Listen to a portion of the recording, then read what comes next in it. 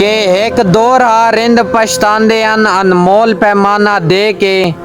ਅੱਜ ਸਾਕੀ ਨਹੀਂ ਅਰਮਾਨ ਕਰੇਂਦੇ ਬੇਦਾਮ ਮੈਖਾਨਾ ਦੇ ਕੇ।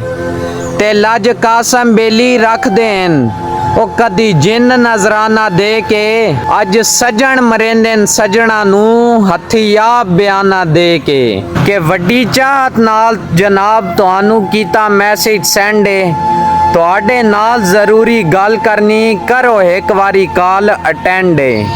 ਔਰ ਲੱਖਾਂ ਸੋਹਣੇ ਵੇਖੇ ਦੁਨੀਆ ਤੇ ਤੁਹਾਥੇ ਹੋ ਗਈ ਦਿਲ ਬਰ ਐਂਡੇ। ਤੁਹਾਡੇ ਮਗਰ ਜਹਾਨ ਭੁਲਾਈ ਬੈਠਾ ਕਦਾ ਬਣ ਸੋ ਬੈਸਟ ਫਰੈਂਡ ਏ। ਕਿ ਜਲੇ ਦਿਲ ਦੇ ਨਾਜ਼ੋ ਕਹਿ ਰਿਹਾ ਤੇ ਨਾ ਫਿਕਰ ਦੇ ਕੋਠੇ ਛੱਤ ਮਿਲਸਾਂ। ਓਏ ਇੱਕ ਦੋ ਨਹੀਂ ਸਾਹ ਵਿੱਚ ਸਾਹ ਰਹੇ ਤੇ ਲਗਾਤਾਰ ਦਿਹਾੜੇ 7 ਮਿਲਸਾਂ।